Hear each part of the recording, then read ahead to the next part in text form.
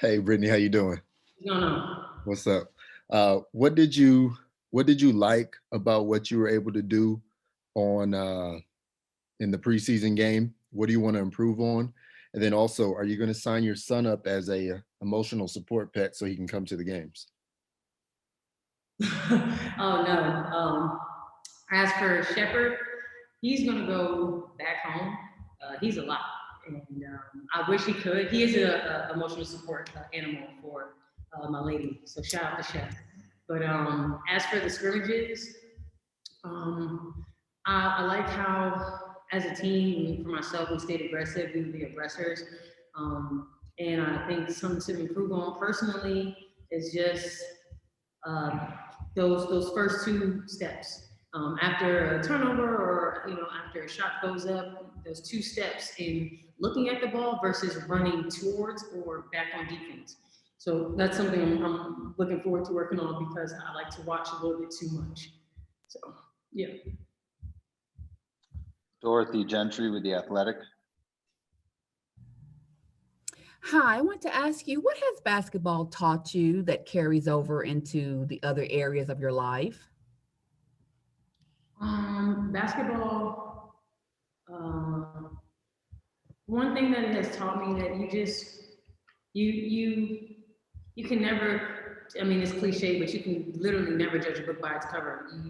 For example, you can have players who are like Sylvia or a BG or an Alyssa Thomas, who are very aggressive players on the court. But if you talk to them out off the court, they're so sweet, so soft spoken, and you just never know that you can't really judge someone off of how they play or how they act on the court because you never know what's going on behind closed doors. So that's one big thing that whenever I go up against an opponent that's a little different or I haven't seen before, I always think, they might be polar opposite of what they present to you on the court. So just treat everybody with respect. Miriam Swanson, LA Daily News. Such a good answer. Thanks, Brittany. You mentioned the other day that one of your motivations for playing basketball was kids and the fact that kids are looking up to you. It made me wonder who were some of your favorite players coming up? Man, honestly, anybody who played hard. I was always that kid. I could never pick one or two people. I like players who had those characteristics and those intangibles that play hard. You don't have to tell them to give effort. You don't have to tell them to give attitude or energy. They just play hard.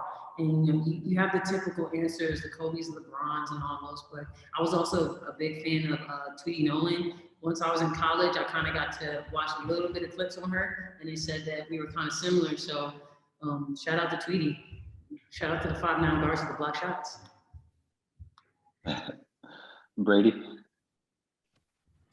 Brittany, you obviously talk a lot about your defense and pride yourself on that end of the court. With the season starting later this week, how do you feel the team is at a defensive standpoint? Are you happy with where the team is going into the season opener? Cool. It's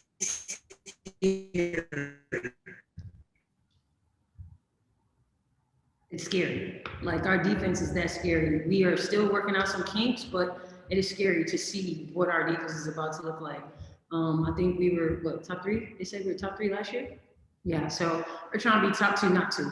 That's our goal. That's always our goal, to just be the best defensive team. We're trying to be that, and we have the people to do that. Go to Rashawn Haylock. Hey, Brittany.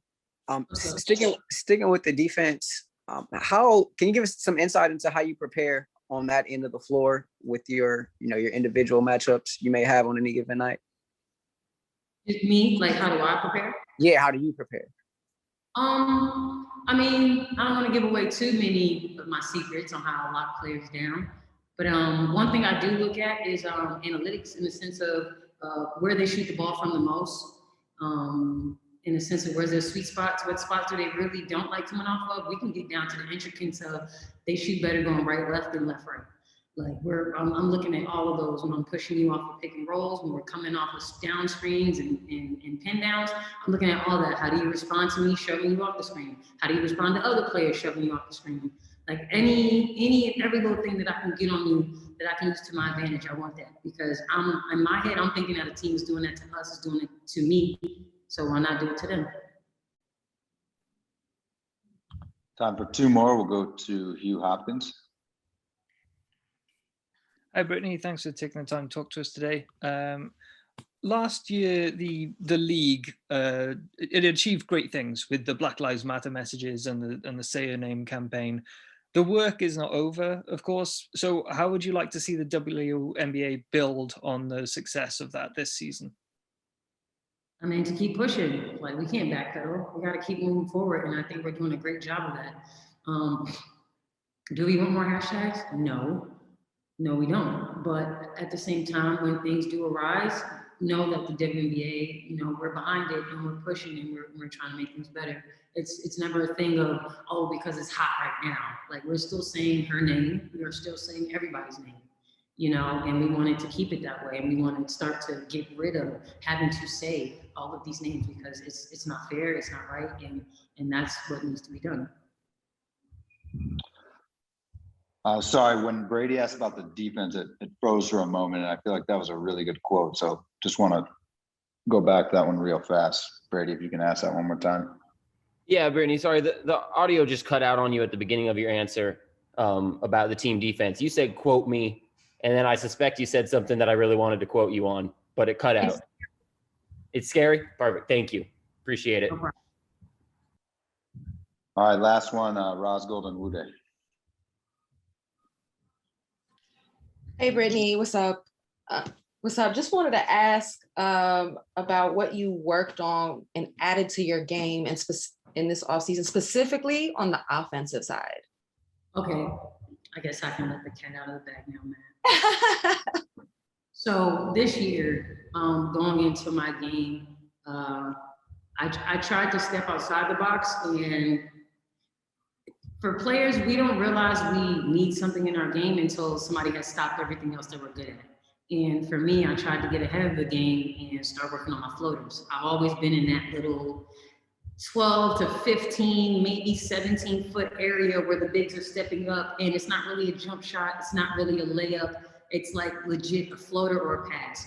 So I've been really, really working on the off season, my floaters and getting my passes from out of the second defender's hand.